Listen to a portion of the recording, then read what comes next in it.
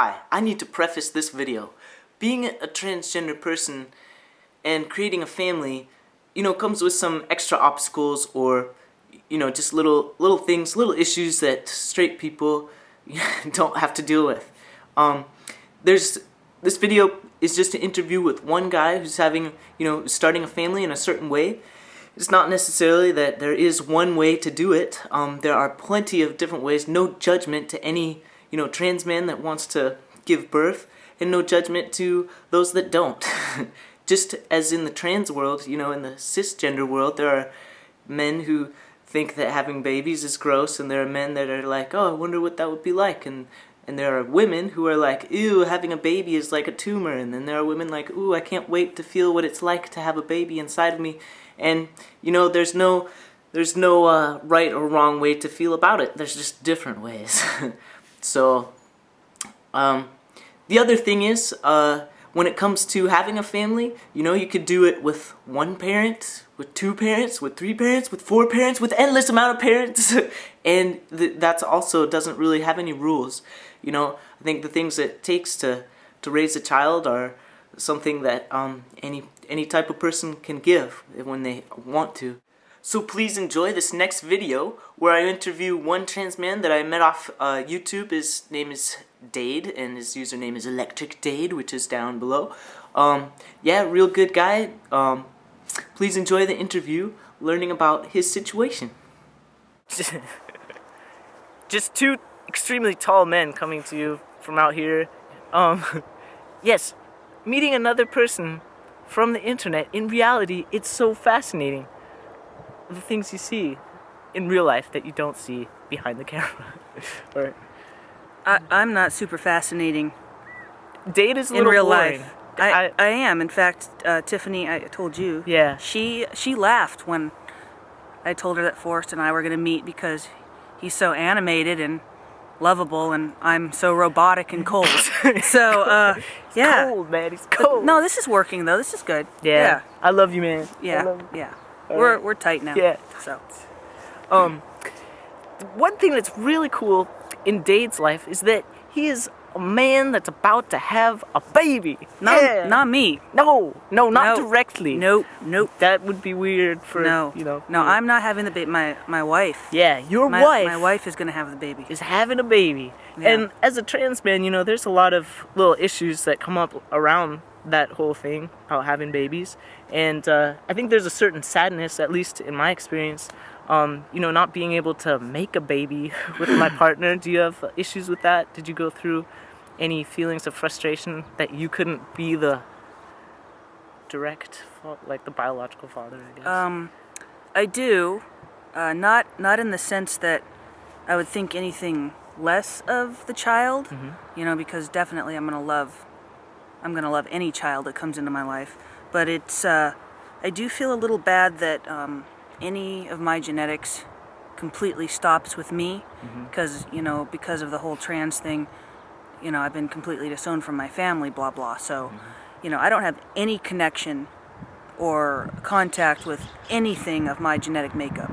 So, it's a little sad in that way. Like, this is the end of the line for me. But it is what it is, and a human life is a human life, no matter where it comes from.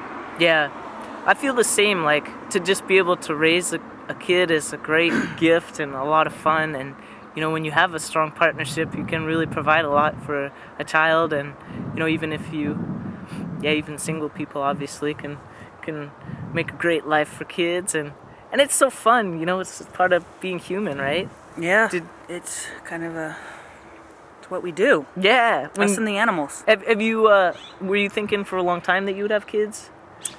No, because for a long time I was in a position where I would have had to be the one to have them. Yeah. And that wasn't going to happen. Because it didn't feel natural. No, that was totally unnatural. So I had kind of stopped thinking about having kids.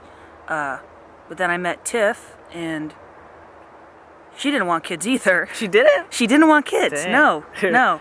So, but anyway, we started talking about having kids, and then You made a kid. She's willing to do it. Yeah. And I'm willing to do whatever I can. Right. Except that actual deed. Yeah. So, yeah, it works out good. That's cool. Can I ask any like can like logistics questions, like how did you do the? Oh, okay. Is that allowed? I mean, you don't have to tell No, me. that's fine. Okay. We went through a cryobank where you basically purchase information about donors. Well, you put kind of what you're looking for into a search engine, and then you purchase the information on donors. And, you pick things like height, hair color, education, if that matters to you. It was important for us to have an open donor. Mm-hmm. That way, if our child ever wanted to meet the donor, they could. Mm-hmm. So that was important for us. So Cool. you choose things like that, and then they send you the frozen vials. And you do it at home? No, Oh. we didn't do it at home because we went for the specimen that's supposed to be given at the doctor's office, which Yeah. is more of a thing than I could do. Yeah. So we actually had to go to the doctor every time we inseminated. So Yeah. yeah, it Yeah. was me, Tiff, and our doctor Right. every time we tried to make a baby. Yeah. Yeah, and sometimes it is like that. And I get a little envious, or maybe not envious, but that's a very it's a clean way to do it. You're not involving necessarily another person in this process of, because that sounds complicated to me as a trans man. Sometimes people say like, let's bring in a man, another man into the relationship, and then it's like, it really can cause a little tension, especially if I'm the other man that's and my girlfriend or my wife is like making a baby with this other man, while we're together, or even if it's just his sperm as the donor, that's a lot of stuff that you have to, issues you have to deal with. And for me right now, obviously I'd be kind of insecure about that sort of thing. Yeah. So this is a little bit less personal. It is, and Which is safe. I would have felt like that we had talked about finding someone we know or blah blah, and I would have felt like my role as the father would have been threatened if we had done that, and I wouldn't have been okay with that. Yeah, because it seems like no matter how willing someone is just to donate at this point, later in life, or even as soon as the baby comes out, they might be like, actually, I want to be a big part of this, and then move Right. over. To, Yeah, no, not moving. Yeah, yeah.